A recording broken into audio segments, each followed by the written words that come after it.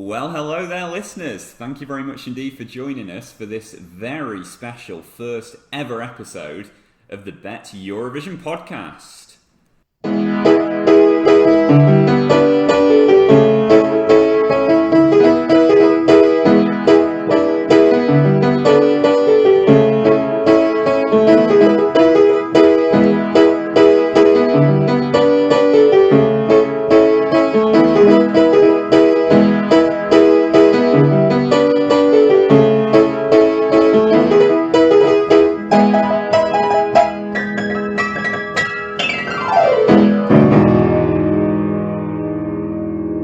Okay, so this is our first ever Bet Eurovision podcast, and it's a podcast exactly about that, about betting on the Eurovision Song Contest. So what we'll be doing is providing you with tips throughout the Eurovision season as we go through national finals, through to semi-finals, and then up to the final season in May as well. So lots of different tips. We'll come at it from various different angles to hopefully give you some good insight into what the best bets will be to place on the competition this year.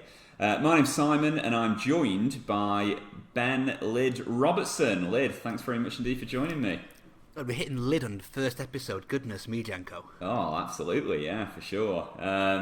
Lyd, you're obviously going to be our Eurovision expert, really. You're providing the expertise. So do you want to say a bit to the listeners about your kind of background in Eurovision and the competition? I've been at quite a few Eurovision Song Contests now and national selections and so forth. I've been working as a journalist in this since, I think 2012 might be my very first gig, in fact. So I've been involved in Eurovision in so many different ways, and I've also done things like being on juries for countries and I've been selecting, and random bits and bobs, being backstage, seeing rehearsals up close, plenty of interviews, plenty of organisation of things as well. I was involved in organising things. I live in Stockholm, so when it was here in 2016 and over in Kiev in 2017, so almost other than being on the stage itself, I've kind of done almost everything involved in the Eurovision Song Contest in some way, shape and form, and I've placed a few bets in my time as well. Yeah, well, absolutely, yeah, and of course you have also you have entered the odd song into the competition, haven't you? International selections. I was keeping that one quiet. Yeah, there's a little bit of me out there. I believe I was top 10 in the UK selection once upon a time, but top 10 was it? Yeah, not too bad at all. I don't I think that says more for the quality of a UK selection than anything else. I've been dabbling the piano now and again. Don't think I've never got far enough to putting in money on myself though. No, well, you never know. You never know if that's allowed. I'm not sure, but you never know. It's been betting on yourself should be allowed, surely. Yeah, I would have thought so. Yeah, I don't think there's any issues with that, is there? So how about kind of your? I suppose when did your interest in Eurovision first start? Then what sort of got you into it, and when was that? Well, you mentioned the music before. I mean, I do have a bit of a musical background. It's more of a hobby rather than anything seriously. Although when I was younger, as a teenager, I studied musical theatre. So song and performance has always been like a passion of mine. And the beauty of the Eurovision Song Contest is you have 3 minutes. You could be an absolute nobody and become a superstar. You have to try and entertain. You can have music, but you need to perform, and songs are different than music. Songs have characters. Songs fit in a time and a place. Songs tell a story. Musical theatre is all about storytelling. Couple of that, a love and a passion for travel, geography, colours, flags, a Eurovision audience, which is an electric atmosphere. I have been in the actual arena for the final on a couple of occasions. Those kind of things are just brilliant. And then you put in this third aspect of betting that we're discussing here with you. There's so much data and analysis in the Eurovision Song Contest. Look at it from that point of view, and yet, you're always looking for the next underdog, the next shock, the next surprise. And in this contest, sometimes surprises do happen. Yeah, well, absolutely. Yeah, I mean, we'll be hoping to pick some of those out for everyone, hopefully, as the year progresses. So, how about in terms of Eurovision then? Just kind of for interest for everyone, what was the first competition you really remember kind of watching as a big fan? That's a big fan. Okay. I mean, I remember being a teenager, so about the same era when I was doing my musical theatre, and coming on the BBC homepage, and it's saying, I think it was the 2004 contest, listen to this year's Eurovision songs. So I remember spending a night after school, sitting upstairs in my room, and I played each of these songs, and like one volume out of 100, just in case my parents come up the stairs and would like hear me and like, no, turn off that Serbian nonsense. Although Serbia 2004 with Jelko Zimovic's great song, by the way. Oh, you're a big fan, aren't you? Big fan of Jelko. Big fan of Jelko. I've been to see him in concert last year, actually, when concerts were still allowed in the world. Yeah, of course, yeah. Yeah. And I listened to all of them, and I had a favourite. And then I went, you know what, I'll watch the show. Ended up doing the same thing for the semi-final on the Thursday night, watching it upstairs, like, seeing who'd win. I liked Andorra that year. Live performance was a disaster. Was that your favourite that year, Andorra? Andorra 2004 was my favourite, certainly as a teenager. I wouldn't say it is now. What was that song? Jugarem Estanos. We'll be playing at Loving Each Other in Catalan. Oh, right, okay, yeah, that's good, yeah. So it's 04 then. A little innocent pop song it was. Yeah, 04 was the one that I remember listening to the songs, like, oh, I'll listen to the songs, I'm interested. But I don't come from like a Eurovision family, so to speak. This was back in the UK. I didn't grow up in Sweden where, you know, Melody Festival and the selection show here's the most watched TV show, and even the people who don't watch it, they'll see it. Sure, which is I suppose slightly different in different parts of Europe, I suppose. But yeah, it's how about your favourite competition then? Since then, so 04 is the first one you remember properly watching. What would you say has been your favourite?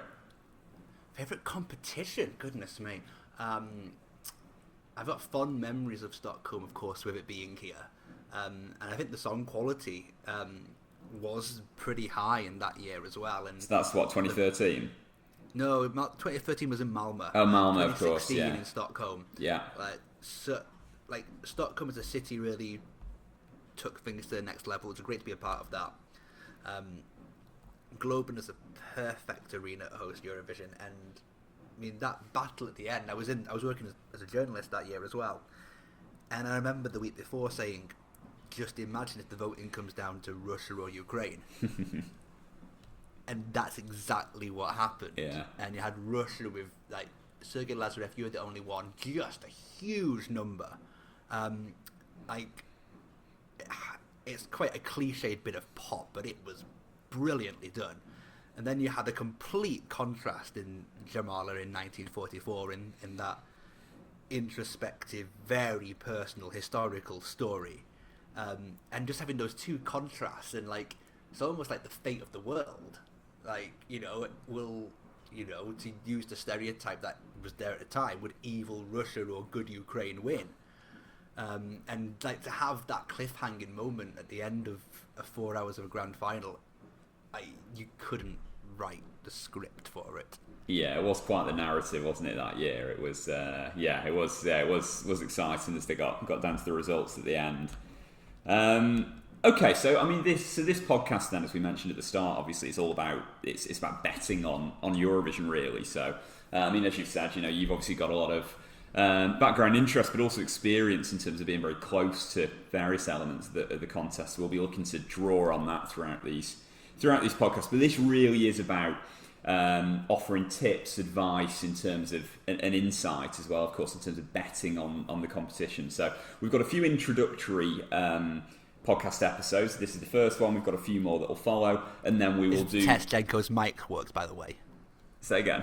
It's the test your microphone works and you can edit and all the rest of it, isn't it? Let's be honest with the listeners here. It's a bit of a trial, yeah. We could call it a pilot, maybe. We need to do a bit of a trial run, so this is kind of it.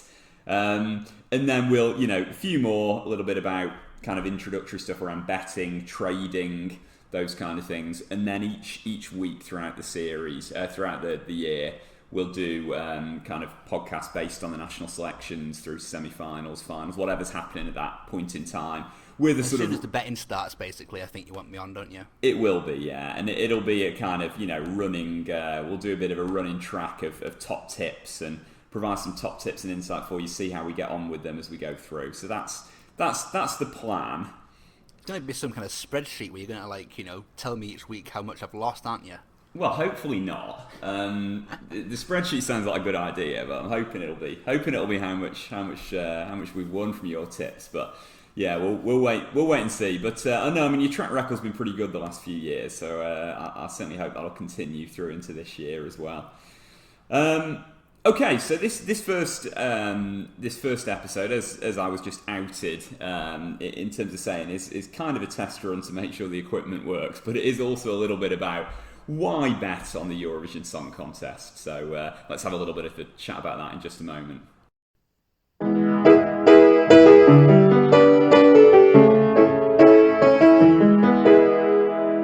Okay, Lyd, so why bet on Eurovision then? Why should people consider having a bet on Eurovision? And I suppose for you, as someone who's kind of big Eurovision fan in various different ways, what is it about betting on the contest that kind of appeals to you? Well, before we started talking about Eurovision just now, we were talking about football. You're a Stoke fan, aren't you? I am, yeah, for my sins. And you'll know more than any other football team I can think of, at least traditionally, for us growing up, Stoke are a completely random football team. Launching the ball, long throws, headers. It's completely random and designed to cause chaos. Yeah. The thing is with the Eurovision Song Contest is there's no football, at least not very often a football on the stage. There's less chance of random things happening. Random things do happen. Things go wrong. It's still live TV, but there are far less random things going on than in football, cricket, rugby, tennis, and all the different sports you can normally bet on. In that sense, one of the great advantages of betting on the Eurovision Song Contest compared to betting a sport is it should be more predictable. You should know what's going to happen. As soon as you've seen the semi-final performance, the chance of it changing to the grand final is very low. So, that's one of the main benefits I can think of, that, hey, you don't have this, will they miss a penalty factor? Will this person, miss an absolute sitter? That makes it a lot easier to evaluate compared to sport. There's people who are in the pub saying, oh yeah, they got to win the game 3-1. It's too much random noise to say those kind of things, but in this you can often look at data, look at trends, use your own opinion and come to a conclusion that's quite steady. So if that's the case then, say it's perhaps a bit more predictable than sport, football for example, how where's the value, I suppose? If it's predictable, how are we going to help people to kind of spot the value in terms of where they can place successful bets? Well, it's predictable as soon as you know what's going to happen. And the thing with the Eurovision betting market, we'll discuss this a lot, I'm quite sure, is how it's a very fluid process. If I talk about 2021, next year's competition, we're still in 2020 today, you can actually bet now on what happens in May. You can go on the Betfair exchange and place money on Macedonia, Georgia, UK if you're crazy to go and win the Eurovision Song Contest. We don't know their songs. We know the artists. We don't know the stage show. We don't know, even if we know the song, if other people like it, if people download it, stream it, whatever.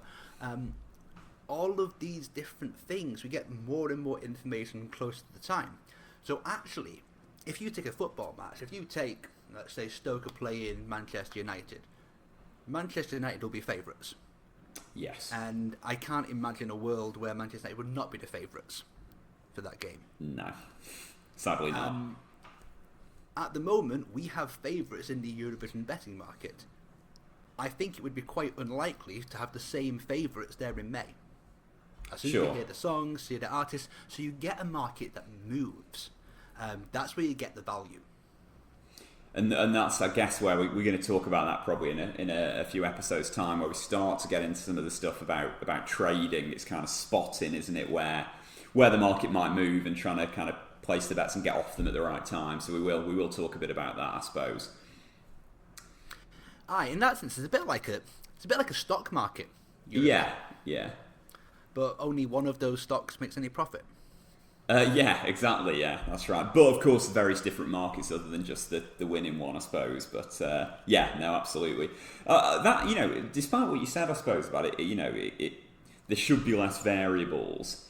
But equally, you can get outsiders doing pretty well in Eurovision, can't you? There's in the not too distant past, there's been some kind of countries and songs that have been quite long odds, even within the Eurovision week itself, that have gone on to do really well. A little bit. I mean, usually by Eurovision week, people have worked out who the favourites are, but certainly before that, like, I kind of have this phrase about the Eurovision Song Contest that 99% of everything you do for a Eurovision performance happens before you get to the stage. Happens before you arrive in the host city. You've already written the song, you know who the artists are, you've planned the routine, all of that stuff. But then 99% of it actually happens in those 2 weeks. Because you can have all the master plans you want, but it sometimes just doesn't work. And if you have the great song, but you can't sell it, and you can't sing the notes, if you can't do the dance routine, if you just can't connect to the camera and get people to vote for you, then you flop. Yeah, sure. Yeah, the one I was thinking about was... you'll remember way better than me what the actual odds were, but I was thinking about Conchita in 2014. What odds was Conchita in the kind of early in the week preceding the contest? I remember having some money on Conchita at 7-1 to win the semi-final in like the 2 or 3 days before that semi-final. Certainly Conchita got much shorter after the semi-final, and I remember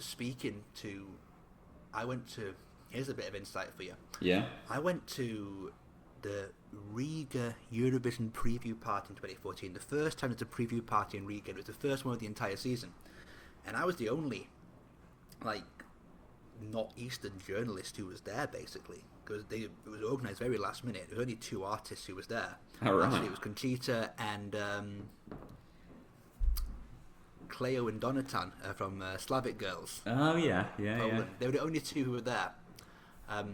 In fact, I stayed in the same hotel. I think I got the Lithuanian artist's hotel room because she cancelled. So they gave me a hotel room for the night. Nice room. Yeah, 4-star hotel, yeah. That's all right. Take that. But so I was 2 rows back in a tiny, 50, 60 person room watching Conchita perform. And that same day I was sitting with Conchita's manager and over dinner he's asking me why are we 50-1? Yeah. And the only thing I could say was, you won't be when people hear it. Yeah.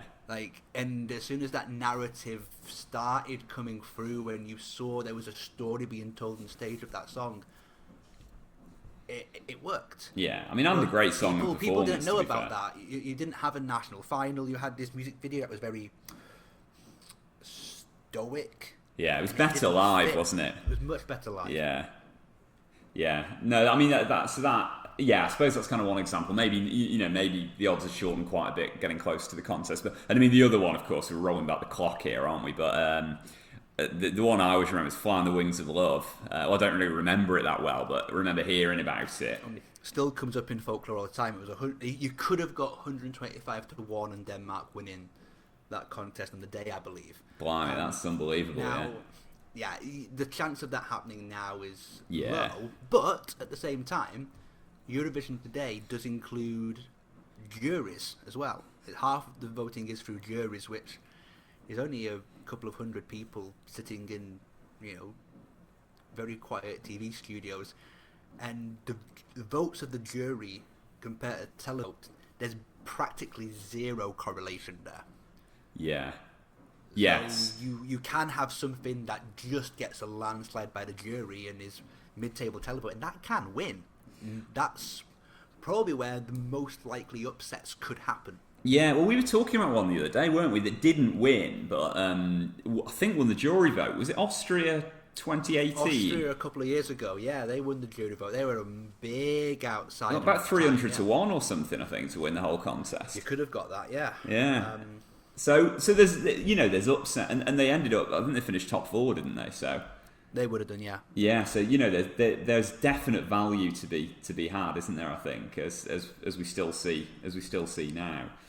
And I mean, I think the other thing as well, if you have a little bit of a flutter on the contest, is it gives you a song to cheer for, really, as well as the UK in my case. But as we know, you don't tend to cheer for the UK, really, do you? But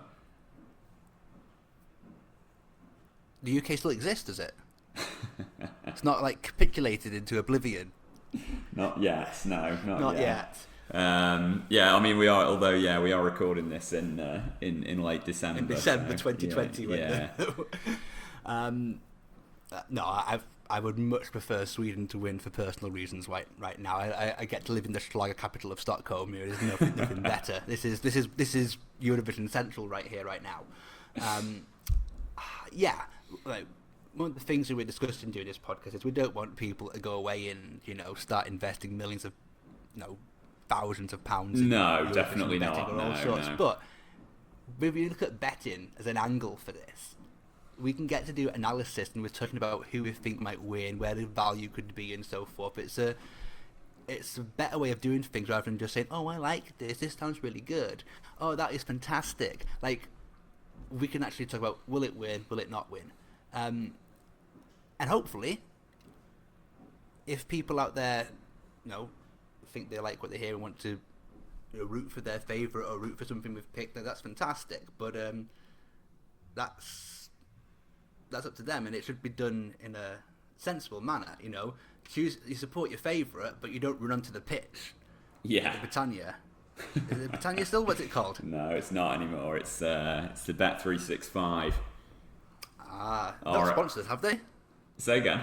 Not sponsored us. They've not sponsored this podcast yet. No, although they do own the football club, so I might have to see if I can get a bit of sway. Yeah, have a word in there. Yeah. Let's see. Other betting websites are available, I should probably say, and we'll talk about some of them in future episodes. But yeah, no, the Bet365 at Stoke. But no, I agree with what you said. Really, it's about, as you say, we'll provide some insights here. If people want to take them and follow them, great. But yeah, it's about, obviously, we're really important to say it's about doing it responsibly, and yeah, we're certainly not encouraging people to spend loads of money. It's about having a little bet for enjoyment is what it's all about. So okay, right, well, that has been our little introductory episode, giving me a chance to test the equipment and make sure that works, and I think it has done, so that's good. We will be back next time when we're going to talk in a bit more detail about how to bet on Eurovision. So, how to go about it, what to look for, and we'll provide a little bit more detail on that next time. So, same time next week, join us, and we'll be back with how to bet on Eurovision. Thanks very much, Lyd. We'll catch up next time. Yeah, see you soon, Jenko. Cheers. Bye-bye. Bye, everyone.